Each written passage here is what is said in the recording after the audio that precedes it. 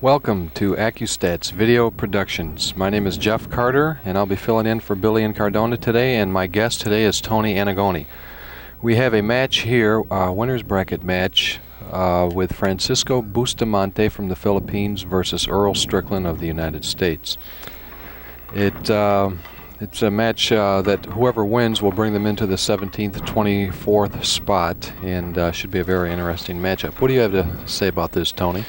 Well, I think this is a matchup that's of particular intrigue to me because I have not had the opportunity to see Francisco play very often, although I've heard great things about his game. It appears to me, the little I have seen of him, that we've got a classic matchup of the Filipino finesse game against the American power game embodied in Earl Strickland with the big break and what have you. Now, I understand that Bustamante, of the great Filipino players, possesses the best break.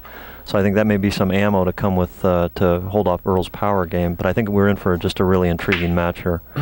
Well, I'd like to say something here is that Bob Mucci's been around of Mucci Cues, and he's had a radar gun with him. And he's been timing people's breaks, and Francisco Bustamante hits the cue ball harder than anybody so far with a speed of 32 miles an hour. Next closest would be David Howard with 31, and then Earl was somewhere around 27, 28. But one thing I'd like to say, that when you break the balls, it's not just how hard you hit them, it's how much action you're getting on the balls, and you don't have to hit the balls 32 miles an hour to make balls on the break, although it's definitely an attribute. The harder you can hit them, the better off you are. Well, I can see that you guys have gotten a lot of study in here, and it appears to me how accurate you strike the one ball is going to determine, how you're going to break the balls. Mm-hmm. Well, I think Earl won the leg, I believe, didn't he? And he scratched on the break. That's correct. Giving Francisco ball in hand. Now, one thing I'd like to say about both of these players is that they're both top players, and they both incorporate finesse and power into their game, and that's what makes them top players. So you're going to see, I think, whoever the favorite in this match is going to be whoever gets the rolls, gets the breaks to come their way. Now, so far, Earl scratched on the break, so that's a fortunate roll for Francisco.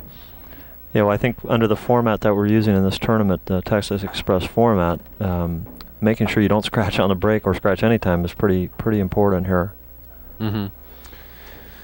And as it should be, there's been a rule change in Texas, going with the Texas Express, and the difference is that all balls stay down on the break on a scratch, and they all stay down, period. And the rules before were if you made whatever balls you made on the break and scratched, well, all balls came up, and so you'd have these people playing that have a real big break, and then they'd break and make 2 or 3 balls on the break, scratch, and then the incoming player has ball in hand in the kitchen looking at 3 balls sitting up on the spot. And so it's definitely an advantage for the big breaker, because not only does he have a big break, but if he scratches on the break, he's not penalized that often. When we're here, if you scratch on the break, you're penalized for it. And I think a good way to sum it up would be, because it is so easy to win off the break, it should be just as easy to lose off of it if you can't control the cue ball. Well, Jeff, I think that's a great observation. I know that I've watched some of the matches at this tournament and a couple of the prior tournaments I was fortunate enough to be able to attend. And I have seen that the guys who I regarded as large breakers, people that really hit the ball hard, all appear to me to have taken something off their break under this rule format because of the proximity of the cue ball scratch on the break, giving the other player ball in hand, many times with all the balls wide open. Well, I disagree with that. Okay. I know that I haven't taken anything off my break because I never hit them that hard to begin with. But now we have Francisco breaking the balls and scratching here, and I've been watching him play under this format, and I haven't seen him let up on his, and I haven't seen Earl let up on his break either. Okay. I think the break is a very potent weapon, and you can't let the rules dictate. They can't let it hold back the power that you have in your game. I just don't think you should do it. So what you're saying basically is, what I may be observing is that they're just focusing more on accuracy, and it just appears to me that they're just more careful on the break to me. Well, they're more aware of what the consequences are, and so I'm sure that's in the back of their mind. But I think that all of the top players anyway, anybody that plays and wants to be a good 9-ball player, is looking to see how hard they can hit the rack and control the cue ball. Mm-hmm.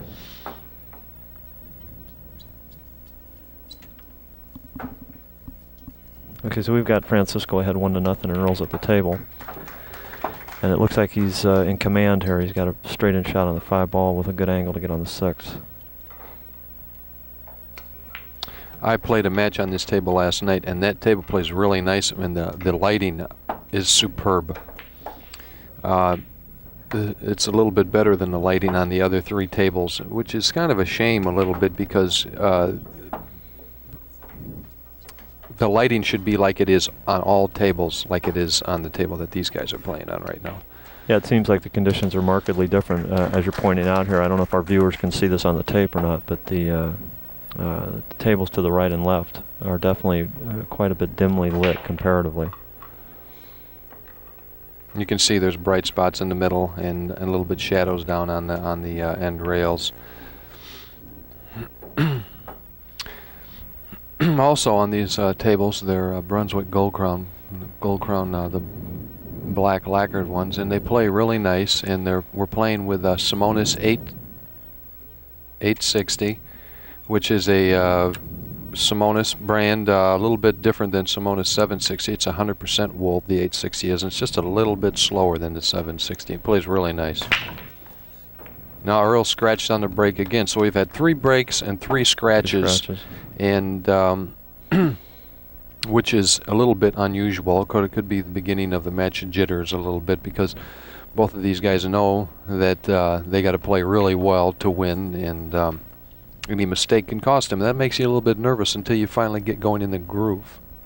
Well, I think that as we've seen, each player's capitalized with ball in hand off the break, and there's been no errors since the break scratch on the break.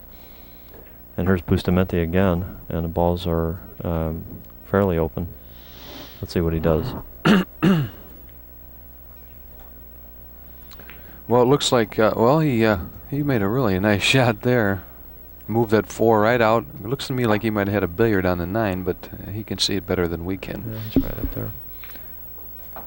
Jeff, I know in your career you've had opportunity to play Earl, I'm sure, numbers of times. Have you played Bustamante recently? Yeah, I played him about a month and a half ago at a smaller tournament in Chicago, and he put me in the losers bracket, and then I came out of the finals, and I had to beat him twice, and I beat him the first set, and then he beat me the second set. But he doesn't play as good as Efren, I don't think, but his break is far and away. I think he's got the best break on the tour right now. What do you see as the other strengths in his game? He pockets balls good, and he's got a powerful stroke. He pockets balls real good, and he knows where the cue ball's going, and he has no fear in him whatsoever. Well, the things I've noticed in the last few years, especially with Efren Reyes, I follow 3-cushion billiards quite a bit, and he's a very accomplished billiard player, averaging over an average of 1 in some billiard tournaments he's played in Asia. And I noticed that the Filipino players seem to be ahead of the American players in being able to strike balls when they're hooked and move the ball to an area where it's to the disadvantage of the incoming player. Well, I agree. It's I would say that their game is slightly more all-around developed, with the 3-cushion billiards involved in there too, which a lot of Americans don't play, and they have spent considerable amount of time playing it. All right, Bustamante wins game 3, so now the score is 2-1 in favor of Strickland. I think we'll keep a close eye on this break and see if Bustamante's going to come all out here on this break, in light of the fact that there's been just repetitive scratches here. Watch, he's not going to hold back on this break, though. You watch. Okay, I got my eye on it. What is a little bit different is unique about his break, and David Howard breaks the balls very similar, is that the cue ball doesn't really bounce that much, and so all the force that he generates goes in a straight line towards the rack instead of a bouncing. So it's transferred to the 1 ball more powerfully. He seems to be hitting the ball with extreme left-hand English. He cues the ball over to the left, but when he hits it, he comes through the center. Well, as you predicted, he broke the balls wide open, and this time here it appears he's cashed. He's got a shot on the 1 ball and a good potential here to be able to run the rack. He's got a slight problem here because he can shoot the 1 ball in the side pocket, but he has to bring the cue ball if he just follows it, he's going to run to that pack of balls in the middle of the table. Yeah, I see he had to come with a power stroke and come around the table, which these side pockets appear to be playing somewhat tougher than some of the tables I've seen on the tour, and the ball just would not hold. Well, I think he just missed it because he had a pretty big pocket to hit that ball in, and so he hit it bad there. Well, let's see what Earl can do. He came with a nice stroke here on the 1. Oh, he hit that shot just beautiful. I tell you, Earl is probably the best shot maker on the tour, just as far as pure just making a shot. Do you think that's a result of obviously it's just he's got tremendous natural ability, but he appears to me to strike the cue ball so accurately. He always seems to hit the cue ball right where he's aiming to hit it, as opposed to guys that line up a little bit off and strike the cue ball a little inaccurately. He always seems to be striking the cue ball very accurately, which attributes to him being able to make the long shots with these long draw strokes and what have you. Mm-hmm. Well, he this game is all fundamentals, and if you can execute. If the cue ball goes where you aim it, then it's just a question of refining your aim. Mm-hmm. Okay. Mm-hmm. Now, if you're hitting the cue ball dead center, the cue ball will go where you aim it. But if you're hitting it off center, either because you're trying to or inadvertently, then you get deflection, you get curvature, and then the spin will affect the object ball also. And so, but if you hit the cue ball in the center, then none of those things happen. The cue ball goes in a straight line, goes where you aim it. It's going to go where you aim it. Absolutely. I think everyone should know that Jeff has written a number of articles on fundamentals, and he's for Pool and Billiards magazine. Billiards Digest. Billiards Digest, and yeah. He's definitely an expert in that area.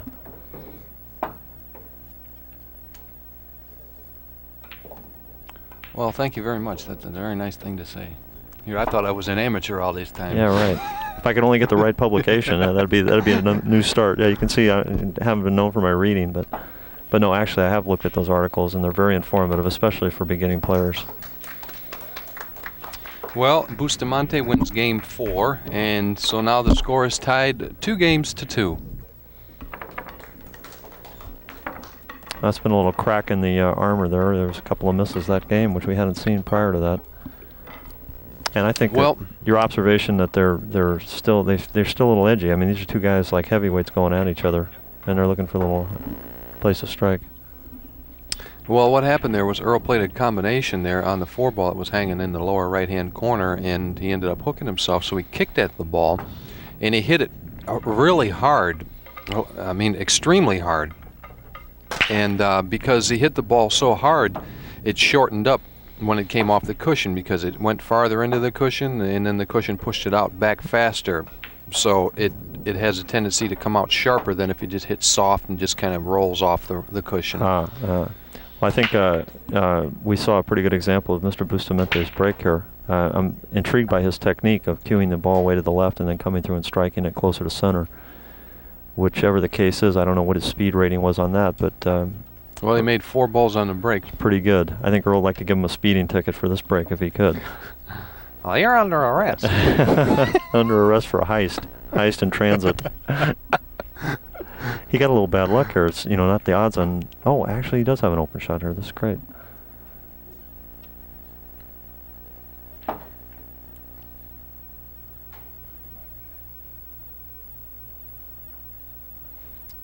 Or he's got looks like he has an option play. It's a little tough to see the angle from here. I don't know if the 2-ball will pass by the 9.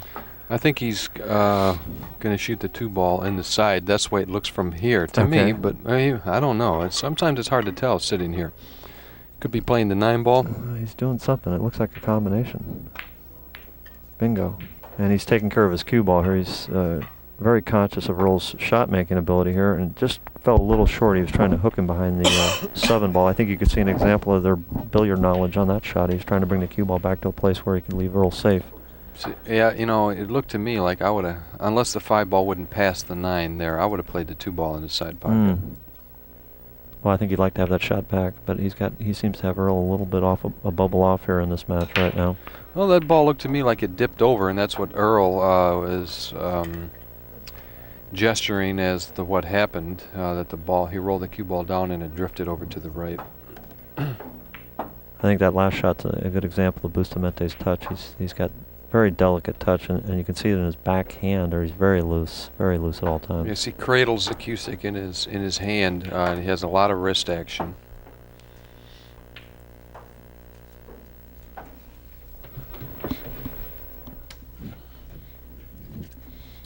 Okay, is he going to be able to pinch this ball, Jeff, and kill the cue ball, or do you think he'll try and go up and down the table here?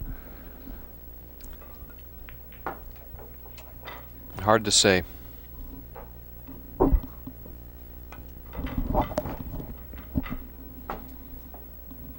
Well, he played into the 9 ball, and he's left himself a shot down the rail here. It's a little bit tougher than I'm sure he wanted, but it's certainly makeable for a player of his capability. Yeah, on that type of shot, there's a lot of bad things that could happen. So what he got out of it was acceptable. Now Bustamante wins Game 5 and takes a 3-2 lead. But I think we've got the score just a little wrong here. It looks like it's 4-1, Jeff. Oh, excuse me. I'd like to point your attention to the scorekeeper. Okay, yeah, right. I can see it now. Yeah. Okay. Okay, now we are rejoined by Bill Incardona. I don't know if I should let him in the booth or not. He's dangerous. He's tardy. I don't know. He's he promised. tardy. Listen, he made me get up early for this match. I went to bed at 7 o'clock in the morning, and here he's got me over here, and now he's going to give me a hard time. Yeah, I can hear it coming. But Jeff, I really had a dream about this match last night, and it excited me to that point where I had a dream about it. Because now we have the 2 biggest breakers in the world competing against one another. Francisco Bustamante, who may be Philippines' best 9-ball player, when you take in consideration how strongly he does break the balls. Earl Strickland has been regarded as the best breaker in the world. This was going to be an explosion. I really wanted to be here. Some things have prevented me not to have started the match. I can tell you, Bill, the actions speak louder than words. You know, right. you can chirp all you want. Oh, I want to be here. I want to be here, but he's not here. Well, Jeff, he's coming in here with all this interjection, and he hasn't gotten the specs on the radar gun. Why don't you fill him in on what you told our spectators? Well, Bob Mucci has been here, and he's had brought with him a radar gun, a sports radar gun, probably used to measure the speed of pitchers, and he's been measuring the breaks of the various players. And the hardest breaker of them all is Francisco Bustamante with a speed of 32 miles an hour, and then the next hardest is David Howard with 31, and then Earl is right around 27 and 28. And so we have probably the hardest, and then Earl, which is right up there, probably in the top 3, 4, 5, something like that. And so it's been a real good match so far as watching the balls and Bustamante, watching him break. One thing about Earl, you know, he doesn't hit his balls as hard as Bustamante does, but he gets a lot of action on his break when he breaks the balls. Well, then, contrary to what I believe, is that Earl Strickland isn't really amongst the top breakers in the world, of the top 2 or 3, that is, right? Is that what you're saying? Well, I think what Jeff has pointed out, and he pointed out earlier, was that just the pure speed of the cue ball on the break isn't going to determine who is what we consider the best breaker. I mean, Earl has had the reputation as being the best breaker, and I think it could be attributable to the fact that if he's hitting the 1 ball more accurately at 27 miles an hour than, say, a Bustamante or a Howard is at 31 miles an hour, he's going to get more force and potentially break better. Well, that's understandable, but I think that there's another factor that comes into play that I really have never been able to put my finger on, but there has to be something else, because Earl has been the most successful player in the world breaking the balls in terms of how many balls pocketed off the break. Well, okay, go ahead, Bill. And for some reason, something tells me that he does something a little differently than everyone else, and I don't know what it is. No one else has been able to figure it out, but he's certainly getting the results. Well, he gets good action. That's what I was referring to. He gets good action on the balls, you know. And, you know, I'd like to say something also that, you know, the harder you hit those balls when they're headed towards a hole, the less chance they got of going in the hole. And so a ball that would go in on a 27 or 28 mile per hour break might not go in on a 31 or 32 just because it's catching a little bit of the rail and that little added extra speed. So there could be an optimum speed that you want to break at. I think there has to be. No, I agree with Jeff, and I think, Jeff, would you say that might change table per table? Yeah, it depends on how big the pockets are, too. Depends on the conditions of the table. In the meantime, the 4-ball had a little too much spin on it for Francisco, and he's put Earl back in the driver's seat here. It's going to make the score 4-2 in Game 6. Well, instead of me just barging in on you guys and replacing Jeff Carter, which I really don't want to do, maybe I can just join you people, and then you can move over. I'll just fit nicely into the booth, and we'll see what we can do. I thought you were going to to leave. Didn't it sound like he said he was going to leave? Well, listen, I mean, I was so disappointed when he didn't show up, but then when I saw how astute all your observations are with the radar gun and everything, I said, boy, I hope that Willie never comes, but here he is now, yeah. Okay, well, anyways, I'll just keep this position, and hopefully we'll be able to work it out. I think we'll be fine here. Actually, I'm having a treat here. I'm sandwiched between two good players, watching the two best players play a match here. And I'm sure I'm going to get an education better than our viewers. And there's been a lot of talk around, exactly how well Francisco Bustamante plays 9-ball. Does he play the same caliber speed that Jose Perica and Efren Reyes play from the Philippines?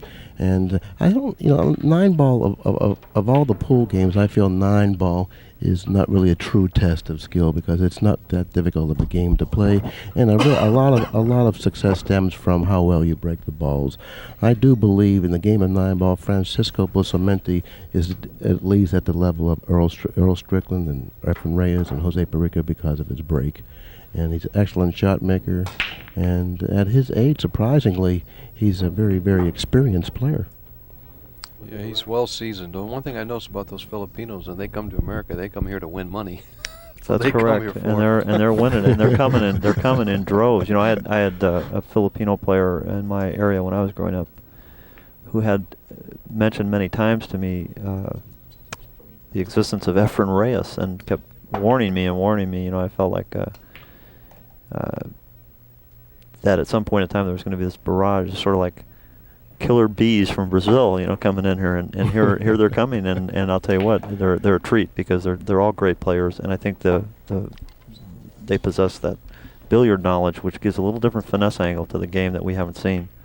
And if you notice the similarities in their stroke, they have that real fluid stroke, and it looks like they're sort of like playing a musical instrument when they're at the table stroking the balls. For sure, they have to get a lot more feel of the game using that type of a stroke. They can do more with the cue ball, but to use that type of a stroke, one would feel, or at least think, that they would have to be a little more finely tuned to play it well. Yeah, it would seem like their game might suffer from inactivity as opposed to a guy who's playing a little more straightforward game like a Buddy Hall or a player like Earl. I know that Earl's had a little trouble holding a cue ball on the break here, and your analogy to a musical instrument will be good because Francisco's going to play him a funeral march here pretty quick if he keeps losing the cue ball. In the meantime, after game number 7, the match seems to be tightening up now, with Earl Strickland only trailing by 1 game, 3 games to 4, due to the slight error in game number 7 when the Bustamante ended up missing I believe it was the 4-ball. 4-ball, yeah, he hung the 4-ball. Mm-hmm. Well, when I watched Bustamante play in Illinois at the Pheasant Run, he was really an impressive player at that time. Now, the few matches that I've watched him play in this particular tournament, he doesn't seem like he's playing up to that level that he did in Chicago. But and he's going to need to play up to that level if he expects to defeat Earl Strickland. Not that he can't. He's not going to do it now, but I think that if he misses enough balls against Earl, he misses enough balls in his last match to where if he was playing Earl, he would have lost. Is this equipment similar to what was used in Chicago as far as from the size of the pockets and what have you? Matter of fact, they used the World of Leisure table, and the pockets were very tricky. Jeff can attest to that. The pockets on those on the World of Leisure table was a very tight, tricky pocket. But yet he was able to play extremely well up there. He hasn't been playing as well here as he was up there. At least that's my assessment. Well, Jeff, you were fairly instrumental in getting the spec set for some of the pocket sizes now that we're using on the tour. And how do these tables conform to those specs? Well, these pockets conform to the BC. These pockets conform to the BCA specs, and the low range of the BCA specs, and these tables play good. The pockets are not really much room for error, and I think that these tables here play along very close to way most of the pros want the equipment to play. They're not extremely tight, but they're more on the tight side than they are on the loose side. And you have to shoot the ball in the hole, especially if you're using any kind of speed when you shoot. Because if you don't, you're going to miss the shot. And that's the way it should be. It shouldn't be that you hit it and you come a foot from the pocket down the rail and the ball goes in the hole.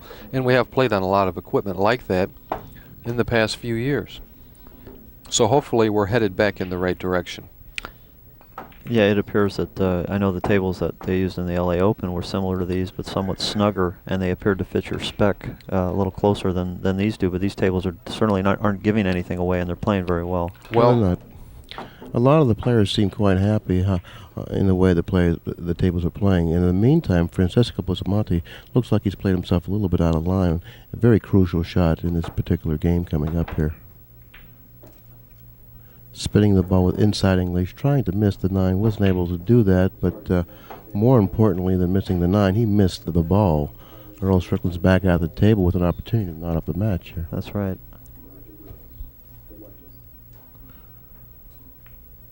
Earl's going to go up and down here. This is one of his best shots, cutting the ball across the table.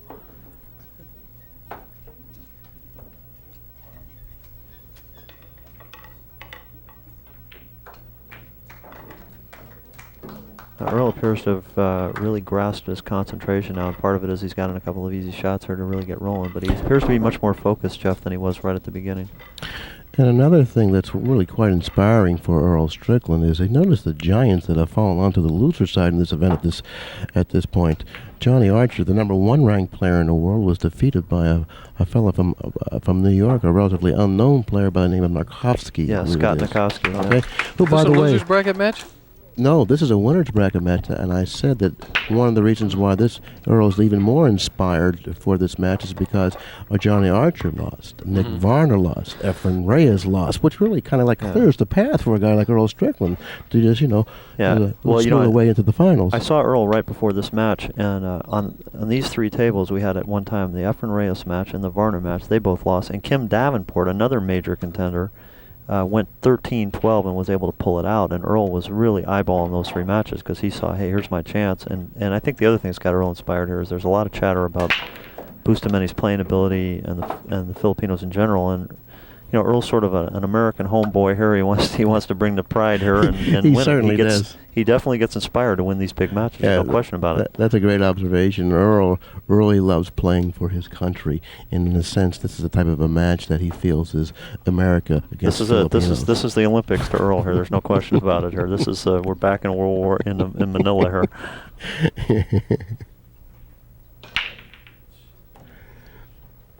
And of course, it's a very good spirited rivalry. There's no question about that. Earl's a little upset here. He got himself out of position playing left-handed. He hooked himself, is what he did. Well, I think we're going to see Earl try to masse around the 6 ball here, Jeff. The 4 ball's positioned on the other side of the table. Now, in the event that he pockets the 3 ball going cushion first, the cue ball will then take a natural angle. It will go naturally toward the 4. Oh, what a shot. Okay, he hit it rather thickly, and he really didn't get the results that he needed to get for position on the 4. I watched him last night, and he came up short, rather in his last match, he came up short on a left-handed shot. Is a left-handed shot a new addition to his game? I have not been around that many matches to see, because I had, in the past, had not seen him attempt too many left-handed shots. I think he's been playing with his left hand for a long time. I hardly ever see him use a rake.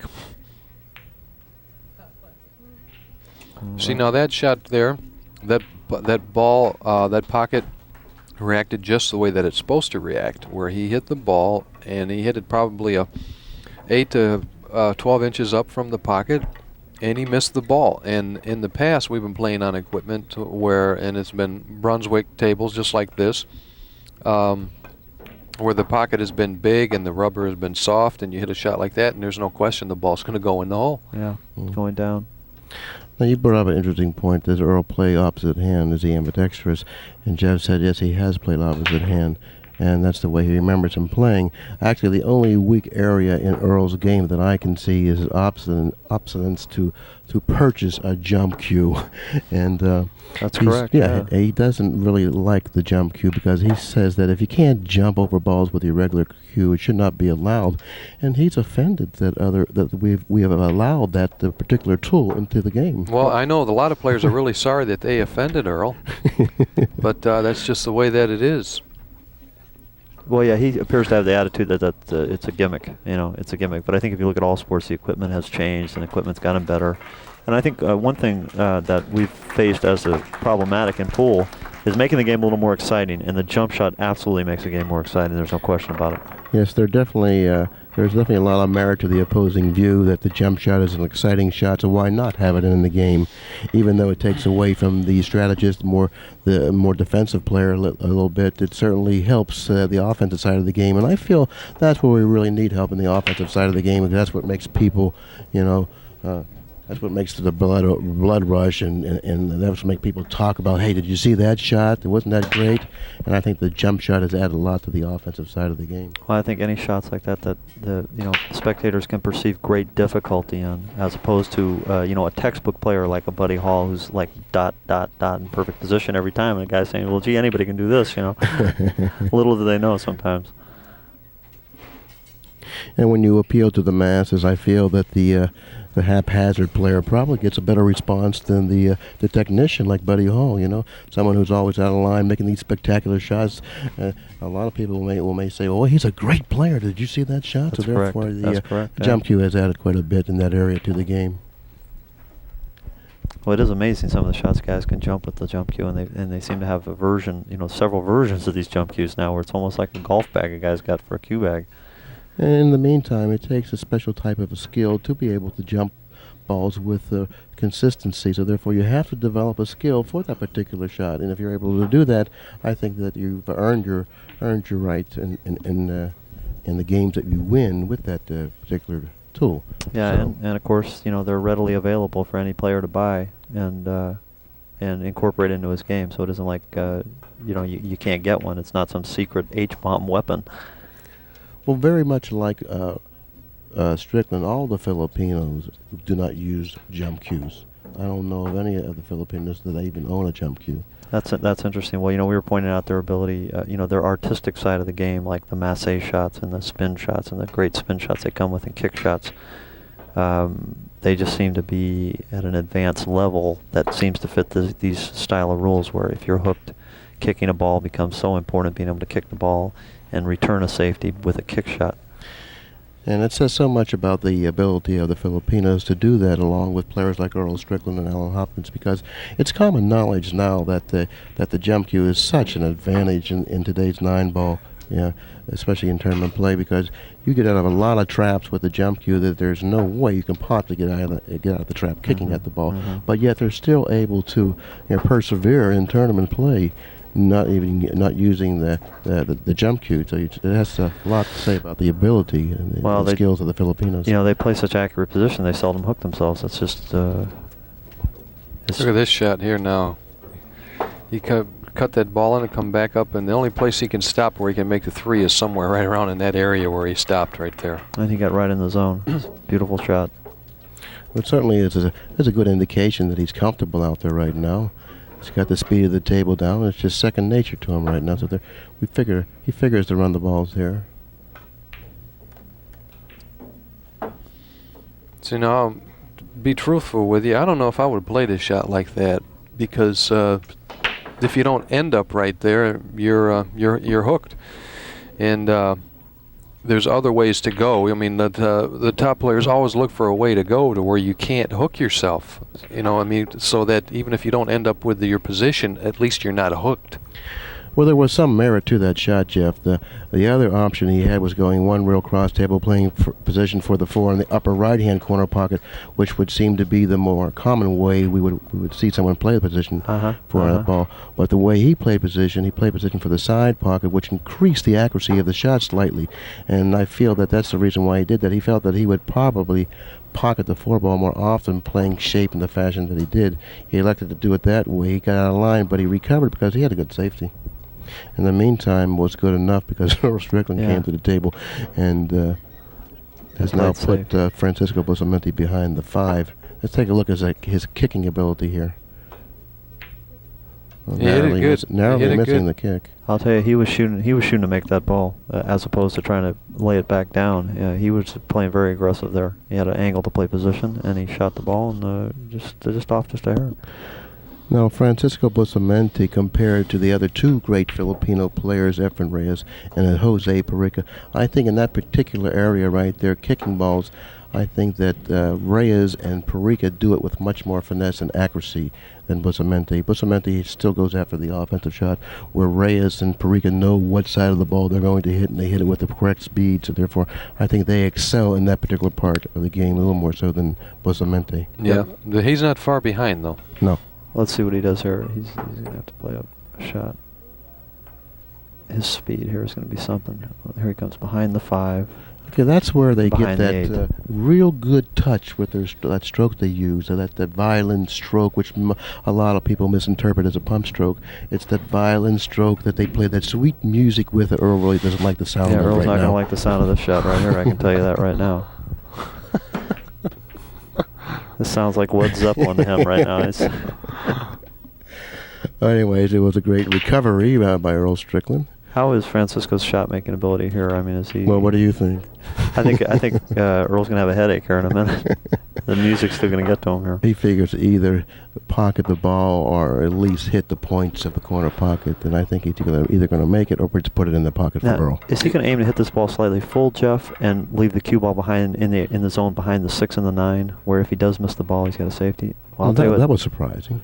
These guys are playing serious duck pool right now. I mean, I saw Earl duck on a ball that I've never seen him duck on, and now Francisco's coming back, and they're on the duck here. Yeah, well, that's unusual to see 2 offensive players, the likes of Earl Strickland and Francisco Bustamante, resort to the ducking game because, they really like to shoot.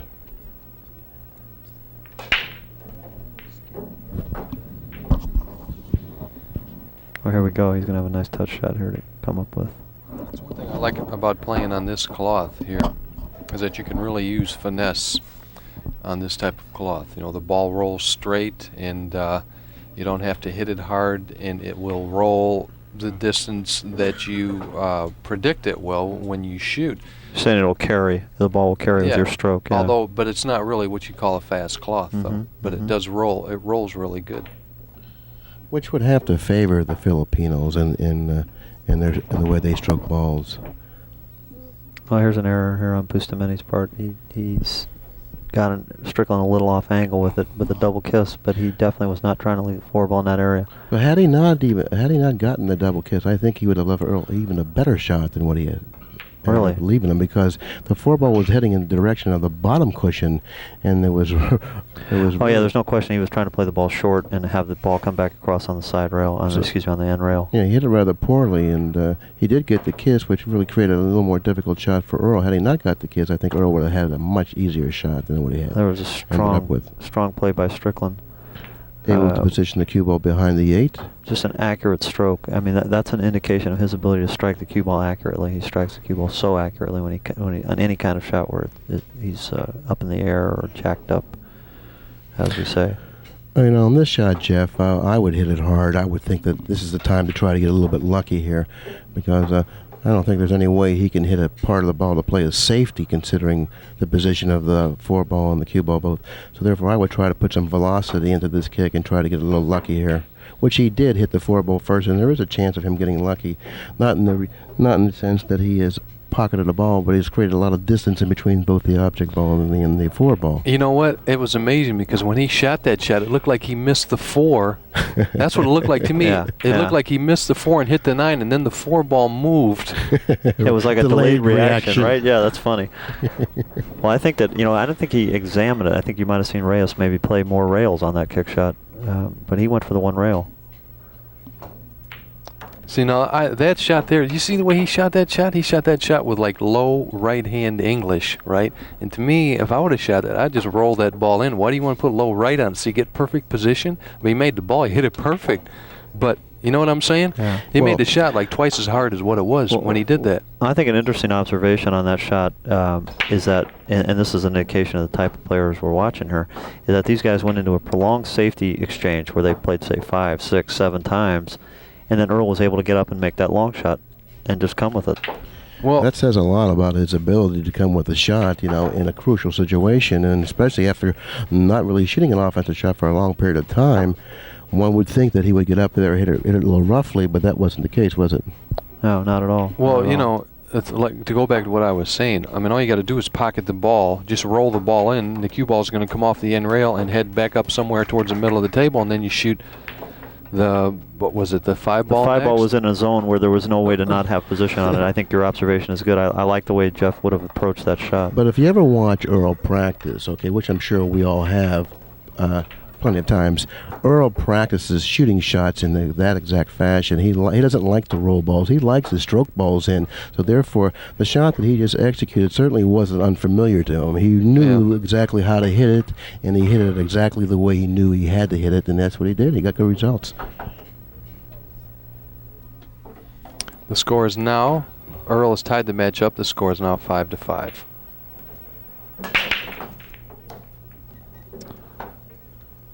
Well, Earl hit those balls square, but it looks like he's not going to pay off. He's behind the 3 ball. He couldn't quite hold the cue ball. The cue ball ran back on him. Well, that's one thing I like about his break and Bustamante's too, is when they hit the rack, very seldom does the cue ball hit the rack and then bounce back off the rack and then follow through. It always hits the rack and goes back down to the other end of the table. There's 90% of the time when you break, the 1 ball heads back down the other The 1 end ball of the heads table back too. there, yeah. Normally, he would have had a shot. The 1 ball ended up staying around that the foot of the table where you rack the balls at. Yeah. But normally it's down at the other end of the table, and his chance of having a shot would have been very good. Now, do you feel Earl was really concentrating here when he shot that last shot, the rollout? I mean, what do you think was going through his mind here, Billy or Jeff or both? Well, I think that Earl knows that whenever you're hooked on the break, you got the worst of it. And so, but there's only so many things you can do. This is not like playing rollout when you're playing 2-foul. This is totally different.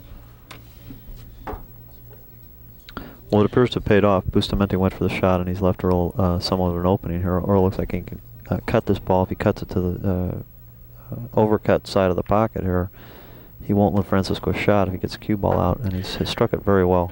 And actually, that's really the way you have to aim at that ball if you want to get good results, especially if you want to pocket it. You have to hit the thin side of that ball. And it seems to be like an illusion, or an optical illusion. Or when you shoot that type of a shot, that shot is generally missed on the heavy side. So therefore, you would fare better if you would hit it more thinly than you anticipate that you need to hit it. So therefore, Earl got good results hitting the thin side of the pocket. And if the thin side of the ball, and if he would have overcut the ball, he would have ended up leaving Bustamante actually no shot at all, which is another advantage in shooting that shot the way he did. There's an example, that Earl came with a real smooth stroke. He seems to be stroking very smoothly on those small follow shots. And he got an angle. He left himself a little distance on the 3 ball, but it was better than leaving himself a bad angle where he couldn't get to the 4. Even though the match is tied up at 5 games apiece, I feel strongly that Earl will go on to win this match because of his experience in tournament play, and his will to win this particular match seems to be at a little higher level than Bustamante's. Well, I would agree with your observation for somewhat different reasons. I'm watching Bustamante. He doesn't look focused anywhere nearly as focused as Earl does. Earl is on target, and he's centered here, and Bustamante is a little distracted. He appears to be rushing some of his shots, and to be honest with you, he looks a little bit flat, as they say. Well, he's been over here in the United States now for probably about a month and a half, and living out of hotels and being away from your regular home has an effect, and so that could have something to do with it. Certainly. Plus the fact that he's playing Earl too. That's for sure, Jeff. It is rather taxing on a person to be away from his country or his home for that long of a period, because I'm sure he has loved ones back there that he would like to go back to. And by competing against the world's greatest players on a day-in and day-out basis, it's wearing in itself. So therefore, it's maybe starting to show a little bit. Now, Earl's had the luxury of living in his home and being with his wife and enjoying life, as he usually does. And Earl, I think, of the two players out there on the floor, Earl wants to prove a point more so than Bustamante. He really wants to be, reestablished as the premier 9-ball player in the world. Because he's kind of tired of hearing all this talk about the Filipinos when he feels strongly in his heart that he's the best player. Yeah, I think there's no question. He not only feels strongly about it in his heart, he makes it fairly public that he feels this way. And I think, in some ways he puts a lot of pressure on himself there. Because one would think that he would. Yeah, he just, when you don't come with it, it's, you got to go home and look in the mirror and, am I the best player or am I not? Why did I say that? I must be, therefore I am. That's right. That's right. Well, I must be, so therefore I am. And I think the thing that comes up too, especially when playing the Filipinos. You guys are having a crow session here, but I think the thing that comes up, especially when playing the Filipinos, they're the antithesis of a guy like Earl.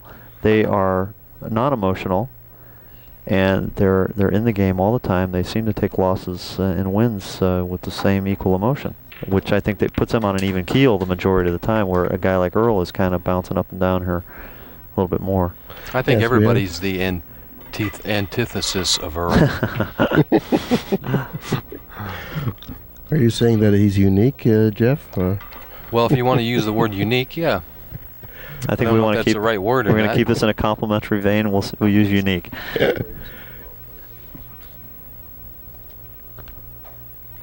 Well, Francisco's checking this out pretty close. He seems to be a little. So he tied a ball up to make it a little more difficult for Earl, but he might have wired the ball in the corner. I can't really understand why he didn't kick at that ball, to be honest with you, Billy. It looked like he had an easy kick to go up to the top rail, strike the one, possibly lag the one behind the 5, and rehook Earl. So he tried to tie up, his attempt to tie up the 7 ended up leaving Earl straight in shot. Earl doesn't seem to be happy with the results there. He shook his head in disgust. I don't see what's so terribly wrong with this. Well, I think that was Earl's unique reaction to the lay of the ball, sir. We'll see. He's a little close to the ball, and I think he's a little concerned that he might not be able to pop the ball around the 5 ball and get on the deuce. So he played in between. It was looks like a pretty good shot. He may have come up he's managed to short. come up with a shot, because his body language certainly it doesn't indicate to me that he's done anything that he's not happy with. He certainly addresses the area of body language explicitly.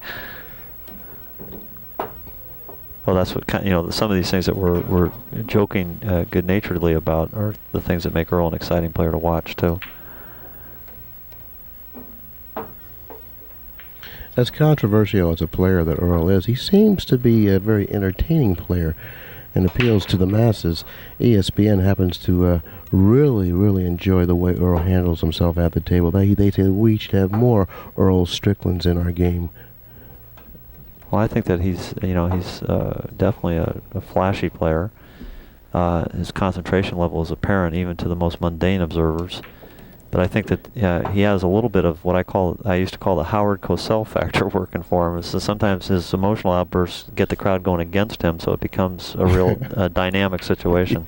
That's for sure. It's not his emotional outbursts that get the crowd going against him. It's his comments, that have a tendency to alienate people. I think you're both right.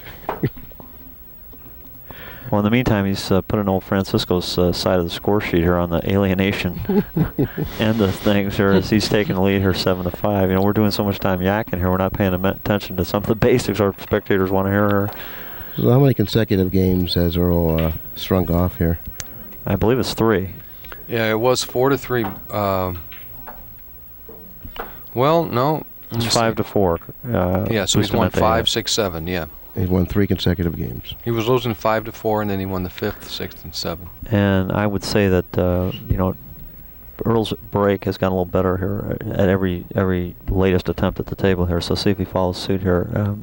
Let's pay particularly close attention to the position of the cue ball after he breaks the ball. See what kind of reaction takes place after contact, and also the action that he gets off his break. Yeah, I think I'd like to keep an eye on that, and Jeff's comments about where the cue ball, how they handle the cue ball so well off the break, both these players. As you notice, when a player is on a run, he seems to break the balls better.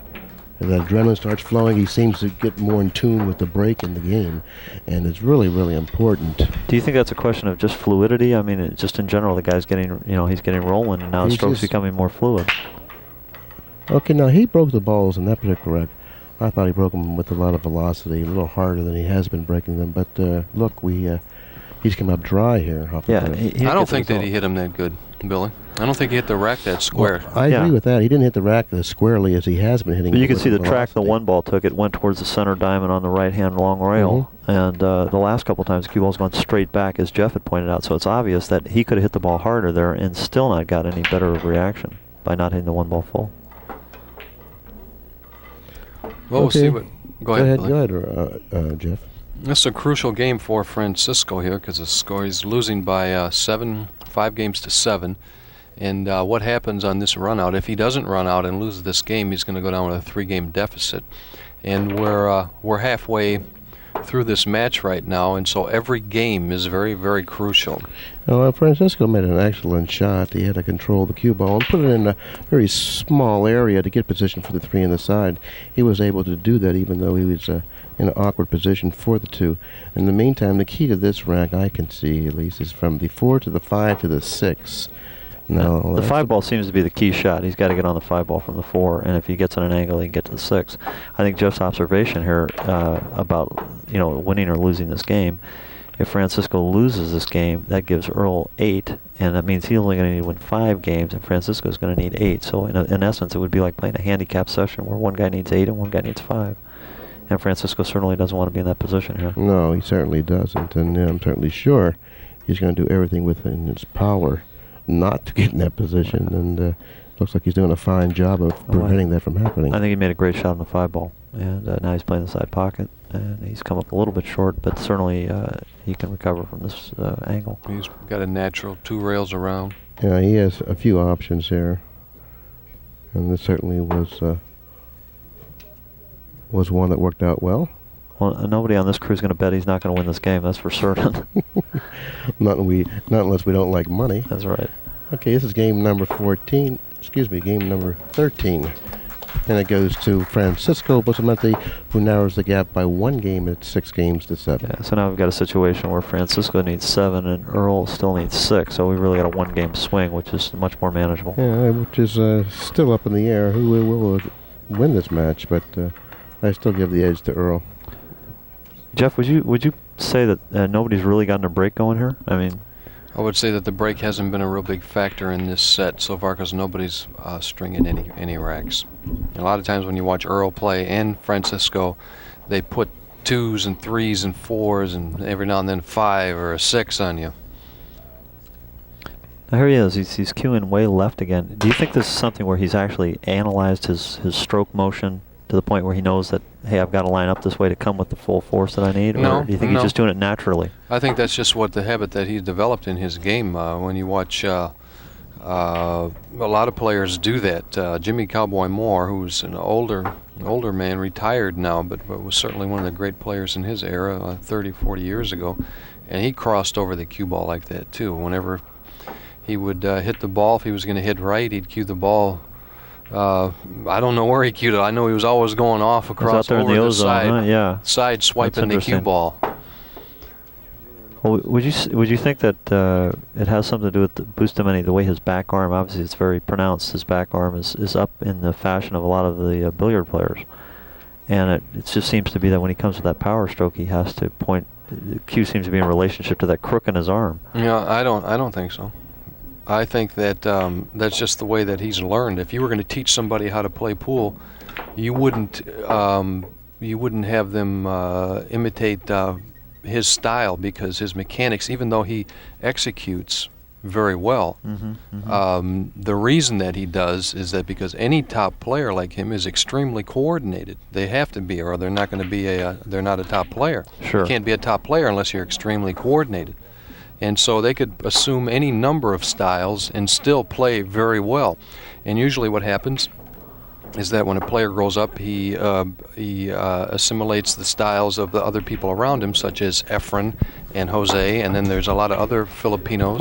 The Philippines is a small country where all the players people are shorter, bunched together. I mean, they're all close together, and so they all see each other play all the time, and they all pick up the same style. Well, what I'm thinking too is that seems to be, I've seen players in our country, old time players like Willie Hoppy and Greenleaf and people like that who started playing at a very young age, and the only way they could reach the table was to put their arm in that position. Right, and then if you watch any one of those guys shoot left-handed, they didn't learn to play left-handed until they became adults, and their arm hangs perfectly straight up and down. If you watch Efren do it, his arm hangs perfectly straight up and down. Jeff, that's a great observation, because today it was the first time I just noticed that watching Efren. He was playing left-handed, and his arm was in perfect position to strike the ball, just like a player in this country would be taught. Okay, Earl Strickland wins game 14 and takes an 8-6 lead. Well, regardless of how he developed that style or why he uses it, it certainly is effective. It all comes down to the point on how you come through the ball at the final stroke. He may look a little awkward to most, but he certainly gets the results we all would like to get. If Alan Hopkins, he's got a style that's unique to him, but there's one other guy that plays in the tournament sometimes, Mike Andrews, who learned how to play from Alan Hopkins, and it's like when you watch him play, you can't tell the difference between them. They both look exactly the same. And if Francisco like would have, if Francisco would have grew up around Alan Hopkins, he would have that style, and he'd be a great player too, with that style.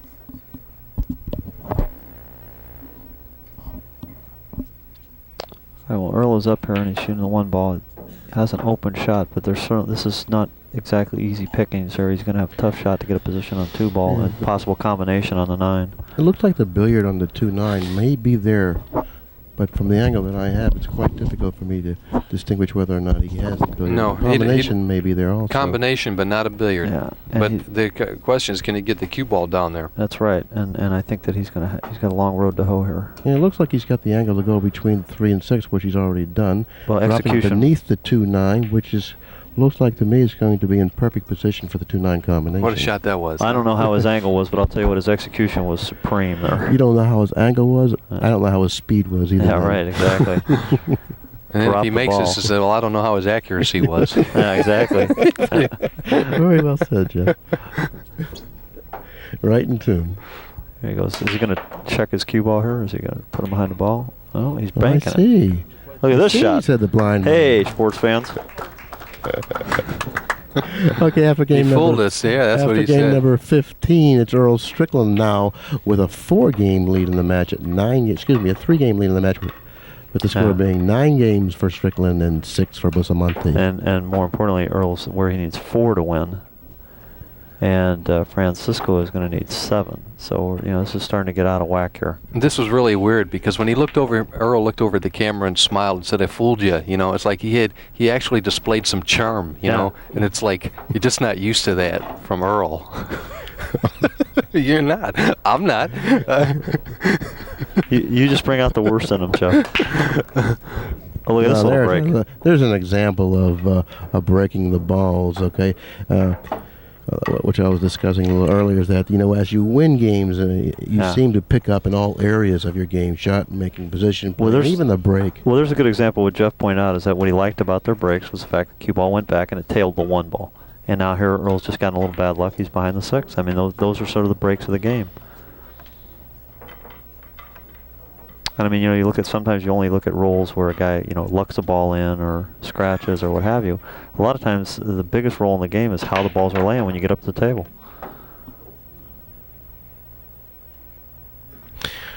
Oh, there was another factor going into this match that may not have been noticed by most people, is that Francisco Bustamante isn't really used to having his game critiqued, and with 3 players in the booth doing commentary on this match, I feel that if anyone was going to suffer a disadvantage from that, it would have been Bustamante. Yeah. Now, Earl. Here's a shot where Earl rolled out. Again, focusing on these rollouts, it appears to me the few times Earl's rolled out in this match, he's been very careless. Yeah, and if he doesn't hit this 1 ball here, they got the 1-9 combination sitting there, and this game is over. That's right. We're close to Pasadena, and Nina's going to be flying in here pretty quick because I think Earl's stuck where he can't hit this 1 ball. He can hit it. it, but it's not like a hanger to hit it. He's going to go in the short rail and hit the rail right before the side pocket and try to head down into the one. I think he's playing it the wrong way. I like the way he's playing it, and at least he can feel the angle, he can reach it. And the other option would be to go 2 cushions into the 3rd cushion and slide into the one in that fashion. But I think that in this way he can move the one out of that area. He'll be able to hit it with a little more velocity. Boy, he made a great shot. Made a great shot. Look at this. He's going to get, looks like pretty good results with this That was a great shot. Great That was shot a there. great shot there. Now, do you feel that he got rewarded for his ability to hit the one ball, or do you feel he got lucky with the leave here? Well, I think he definitely got rewarded for his ability to hit the one ball. He got lucky. But he got rewarded, too. I mean, if you don't hit the ball, you don't get any reward. You lose. But if you hit the ball, then you at least open the door. So he got a little bit lucky there that he hit the one. Then he got a little bit unlucky here because Francisco just made a hell of a shot. Oh, made a great shot. That's right. No, the question is... I disagree with that. He got a little unlucky because Francisco made a good shot. I just think that Francisco made a good shot. I think that he's definitely a world-class player, and they come up with shots like that pretty regularly. Oh, well, excusez-moi, Bill. Oh, okay. Okay, here he goes. He's in position now. I guess the question is, does 6 go? He's looking at a billiard option, or he's going to have to look at an angle to get the 3 ball back on the 6 where possibly he can play safe or take a shot in the side pocket. Yeah, he seems to have a little problem in store for him playing position for the 6. If he plays position for the 6 in the side pocket, there's very little room for error there. And he's got the angle on the 3 where that shot now becomes quite difficult. I think he'd fare better if he just went into the 6-8 off the second I disagree, cushion. Bill. I think he's got the optimum angle on the 3 to get on the 6 ball in the side pocket. See the speed he hit it? Okay, he hit it.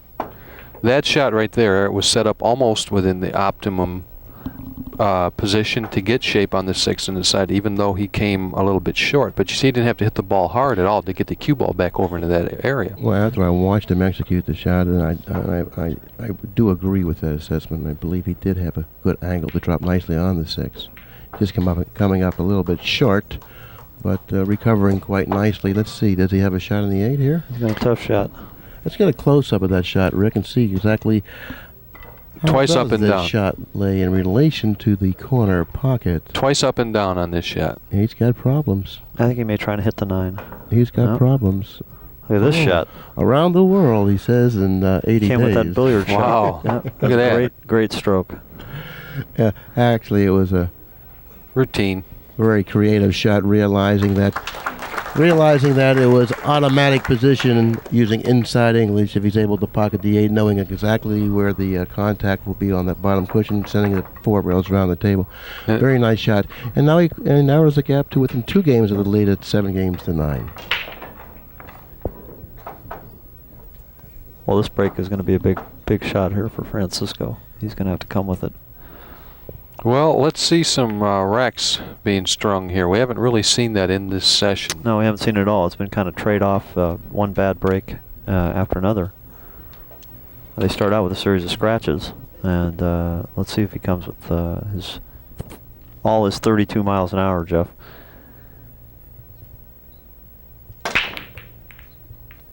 In trouble. Dunk. That usually proves to be fatal when you scratch on the break, especially against an opponent the caliber of Earl Strickland. Well, I think Jeff's point about good players not taking anything off the break, which is sort of been a notion of mine that just seems to me that they take a little bit off the break. But I think You that think might so, hurt. Billy? Well, I think Jeff's right. They're not. And what I was going to say was I think it's even more detrimental for a guy that is breaking, who has such a groove break like these guys, to try and take some off it. They're going to hit the ball less accurately.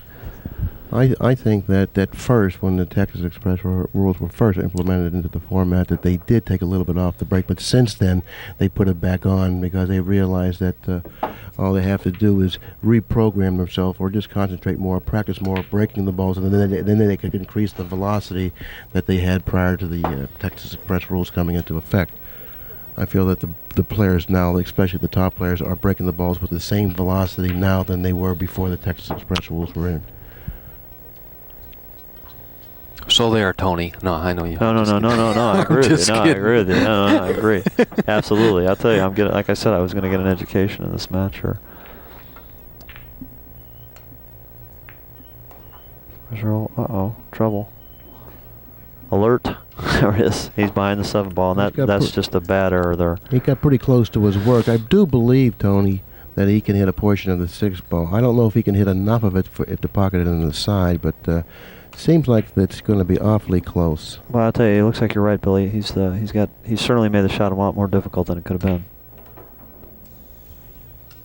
Okay. Great recovery. And he's fallen a little bit short of the mark, but I'm certainly sure he's happy with the results. Well, I think he ought to be very happy with those results, considering he really probably should have run right behind the 7 ball the way he hit it, the way he played it. That's the way I looked at it, but I don't know. For some reason, I don't feel he feels the same. Seems to be. Right, he's calling for the groundskeeper here to come out here and brush the table. Yeah, he's not where he wanted to be, that's for sure. He's going to have to go 2 rails, it looks like. He's getting close to the 9 he's here. In trouble here. Close to the 9. Whew. He brushed the 9 and was still able to pass it safely and then up with a shot in the 8. He really can consider himself quite fortunate. Quite fortunate. Well, he's going to hit the wire here. And he takes a 10 games to 7 lead. It looks like Billy's prediction's holding true here. Maybe not in the style that you had anticipated, but nobody's breaking the balls here. They're breaking. You know, we've got these guys, this build-up about the 32 miles an hour and 28 miles an hour, and the problem is the cue ball's just not following suit here. But I think of the 2 players out there, Earl Strickland has actually shown that he can break the balls more successfully than Bustamante, because Bustamante's been scratching. At least Earl hasn't been doing that. And I don't know. I still think that I don't know about that radar gun. You know what, Bill? The radar gun may be a little suspect, because I think you're one of those guys that never believes it when they really get a ticket. hits he really goes into the balls quite hard. You remember a couple 3 years ago when the statistics first came out about the speed of the cue ball on the break? And if you would have just asked any of the top players before this happened, they said, oh, probably 70, 80 miles an hour. And when the actual figure came out, it was like 22, 23 miles an hour. Low. Oh, he hits really hard. He got 25 miles an hour. And so the first guy to come with that statistic was George Onoda. He's a scientist, I guess, for IBM. And he did it based on film speed. And he calculated it. But it is amazing, because you would never think that, but watching the ball when somebody with a really good break is breaking, that the cue ball is only going about 27, 28 miles an hour. Well, you know, the thing I liken it to is watching a baseball pitcher, and they're at 70 or 80 miles an hour, and I would have always assumed that the cue ball was moving that fast. Yeah, and that's probably, yep. And another way you could have looked at it is that you're never going to get a speeding ticket going 25 miles an hour. Hey, Billy, you're the type of guy to argue with the radar gun no matter what you were going. So don't give me that radar gun story. I'm not buying it. Billy would talk anybody out of that ticket. Yeah, right. I haven't had much success either in that area either. Well, Francisco's going to back in line here. You know, I just feel that the key to this match has been that Francisco really just hasn't been as focused as Earl. And I think that some of the things you brought up about, you know, the commentators and, critiquing his game and these type of things are probably true. I'll tell you, it takes a lot of nerve to do something like that, doesn't it? Well, we don't know exactly what type of an angle that he had. You know, if at all possible, I would have tried to draw the ball away from the 7. But of course, if the angle wasn't there to do that, then he would have to do something differently, which obviously he did. I know that these guys play, as I've pointed out, I seem to be harping on this 3-cushion angle because I happen to be a fan of 3-cushion billiards. But I know they play a lot of straight rail in that country, and they play a lot of 3-cushion billiards. And a guy who's bumping balls all the time, especially their pool game, they play a lot of rotation in the Philippines. And they just play where it's second nature for them to bump into balls, and they're not concerned about it. See, look, he's cueing the ball to the left, and then he ended up swinging over and hitting the cue ball in the center. That's just the way he cues the ball. He cues it over to the left, and then when he gets ready to hit, he comes over into the center. You think it helps him sight the ball better? Yes. I think.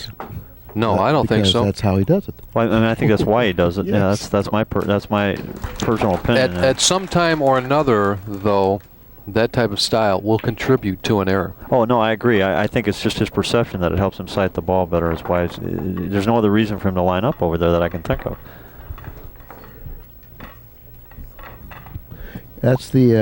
that's the technique that he uses that makes him feel most comfortable.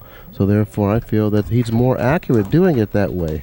Yeah, well, he's getting back into the match here, so whatever he's doing appears to be working at this 10 point. games to 8. It's a 2-game deficit, so it's still anybody's ball game. This is interesting. Now, Francisco came up here and checked the rack. To my recollection, this is the first time either player's checked the rack this match. And he just came up, checked where the balls were sitting in relationship to the spot, and if the one ball and the two other head balls were frozen. Now, he's changed his position on the break here, which is interesting also. He's flip-flopped. He was on the other side of the table. Now he's struck the cue ball perfectly. Very nicely. Stopping the cue ball just about in the area that he wanted to.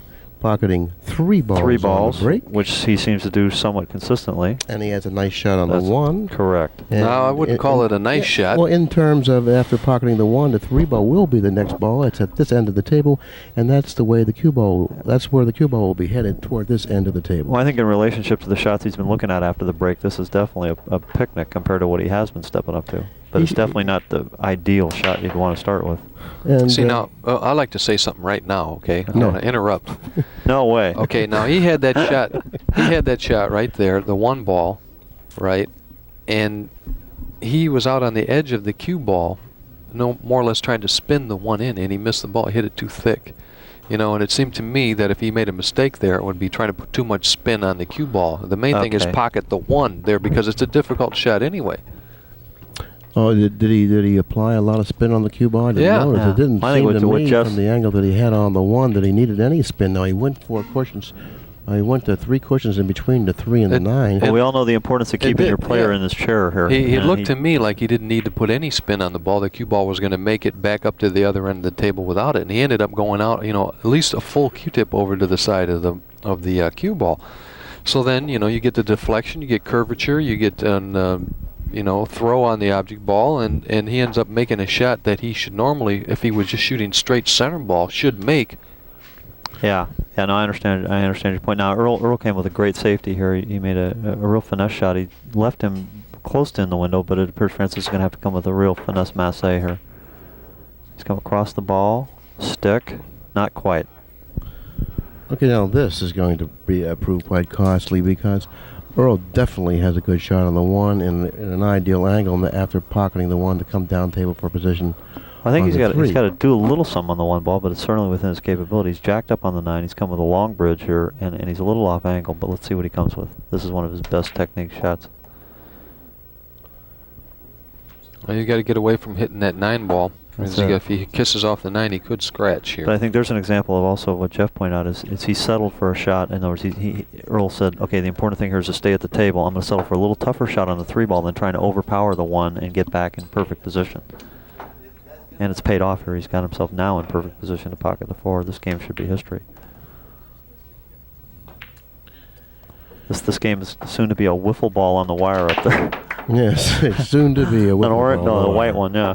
No, an orange one. No, let's see a white one. Isn't really that sophisticated a way to keep score, but it's effective. Certainly works. And it looks like once again Earl's going to take a 3-game lead in the match. 11 games to 8. I think what's crucial here is this, you know, the string is running out here, but both players are in what I call a 1-inning situation where a guy could finish the game. Of course, it's much more difficult for Francisco to come with 5 racks as opposed to Earl come with 2, especially when Earl's breaking. But it's well within either player's ability here to come from either point on the string and win the match without the other player shooting. Well, I agree with that, but I disagree with it in a sense too. Is that no one has really strung 3 or 4 racks together during the course of the match, and therefore it would be unlikely, highly unlikely that it would happen now.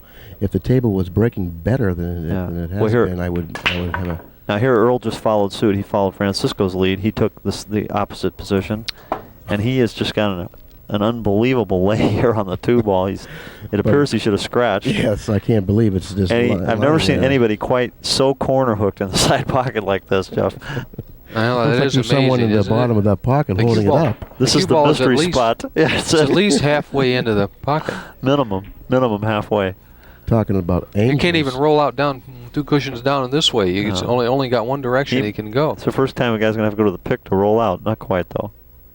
They made a good strike. His options were certainly limited by that position play.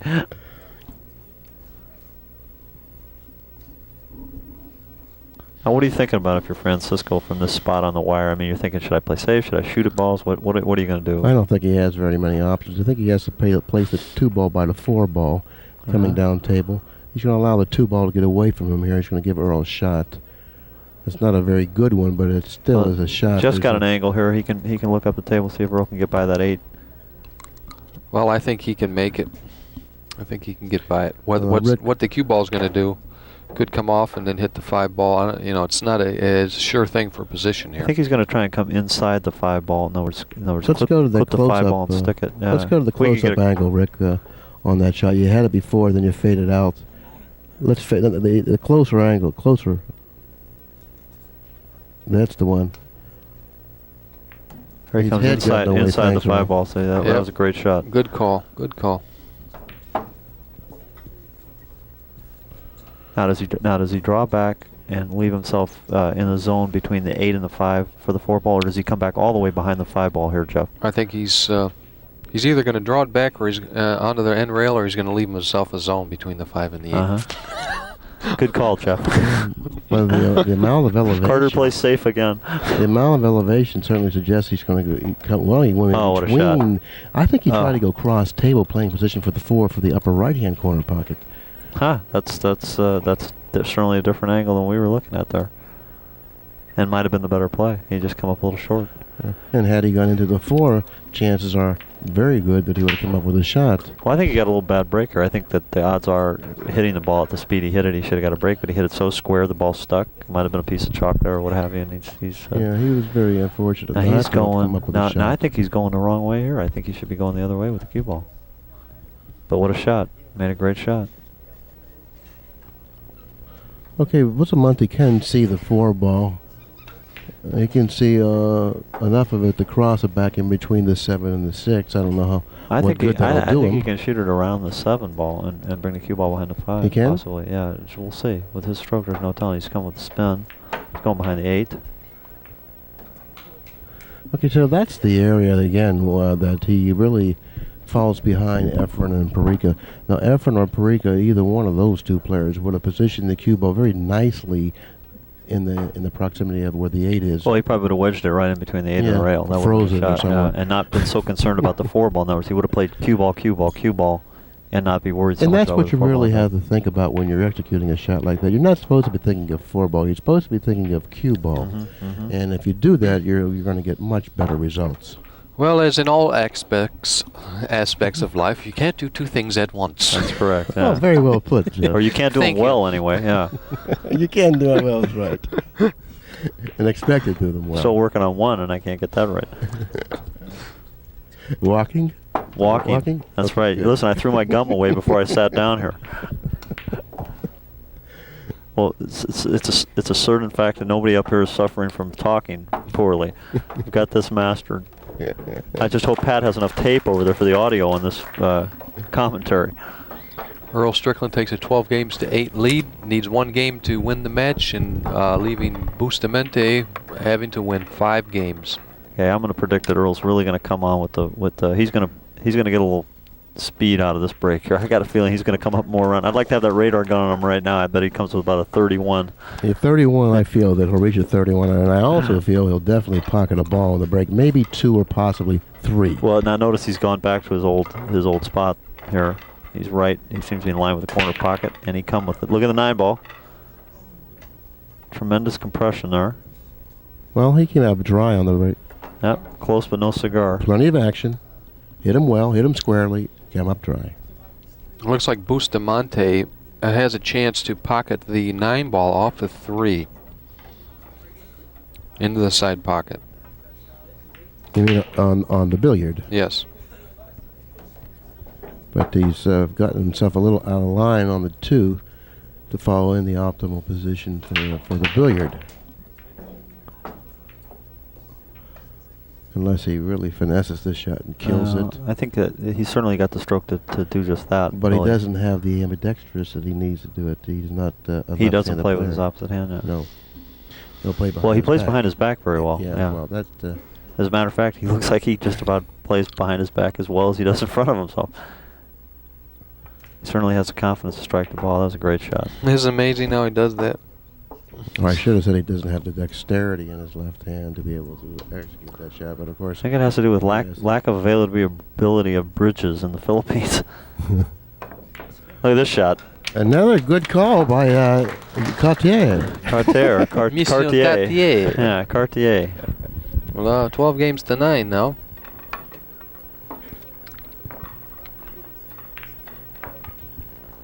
Now let's see what happens. It still is, Francisco definitely has a chance to win this match, although he's a big underdog, but he's not that far away. He's only got to run 3 games, and he's tied the match up, and then he would actually be the favorite. Sure, he'd be breaking the balls. Yep. Now he's back in the opposite position of Strickland here again on the break. He's on the other section.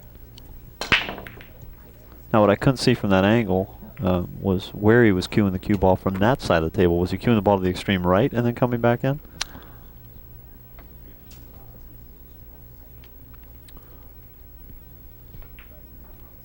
Well, nobody's going to answer me, so we'll just leave that. That's an unsolved mystery. He's probably cued it from the same way, and which would be over to the left-hand side, you know, because usually in something like that, they don't change from one side to the other and swipe one way and then swipe the other. Sure.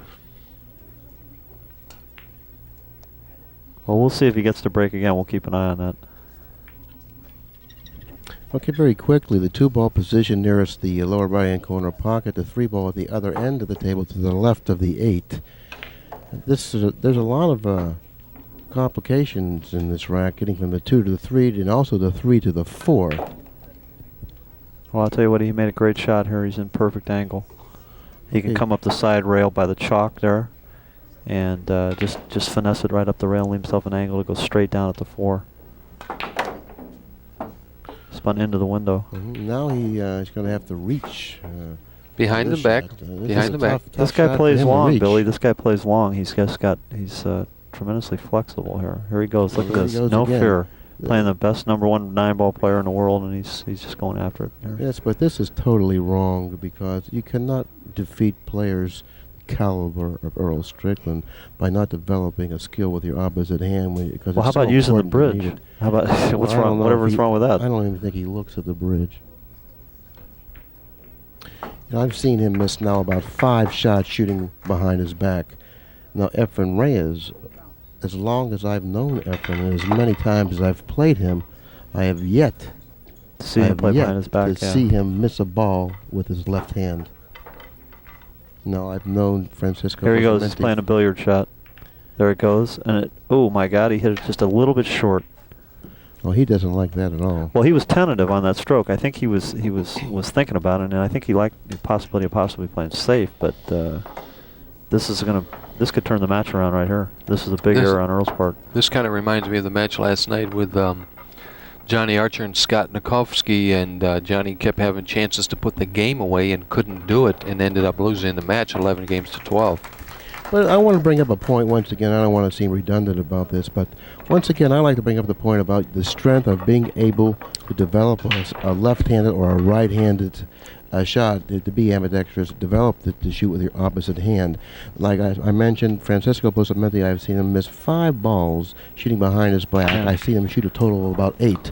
Efren Reyes, I may have seen him shoot left-handed about 100 times, and he has yet to miss a ball. Well, you know, what's interesting to me is that everybody works on their left hand and what have you, and I'm no different. I've worked on my left hand, and I play fair left-handed.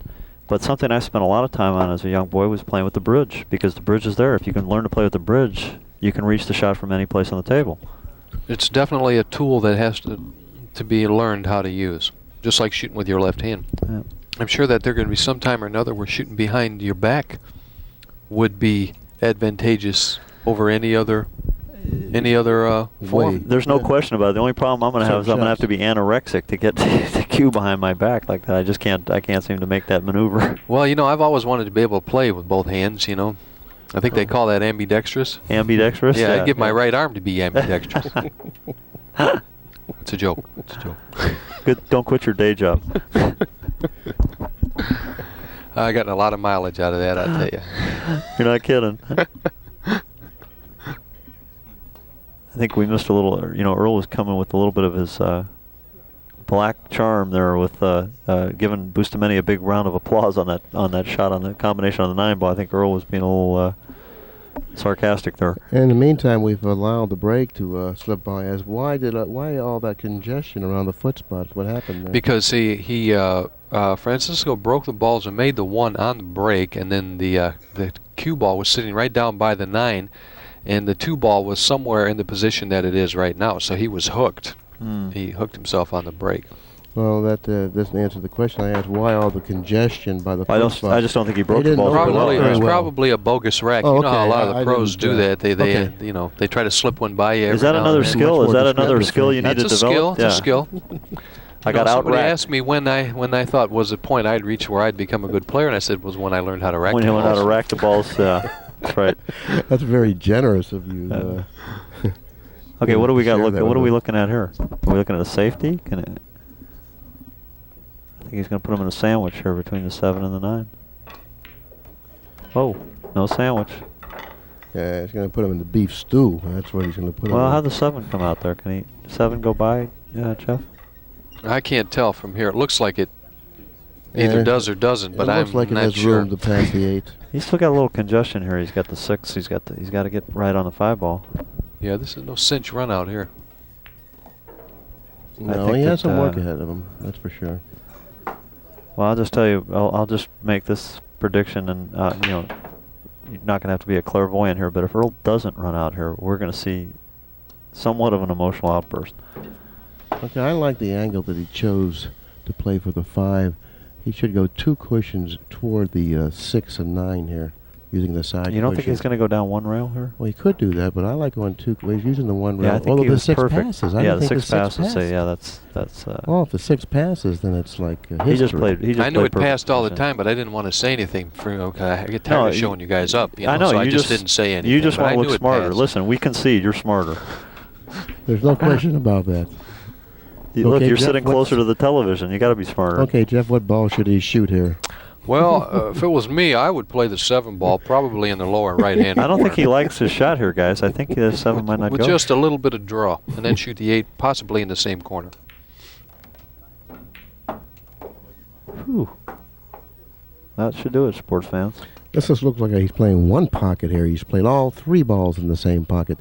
This is match ball. Well, he played the 6 there too. 4 balls. Yeah. So Earl Strickland wins this game, 13 games to 10.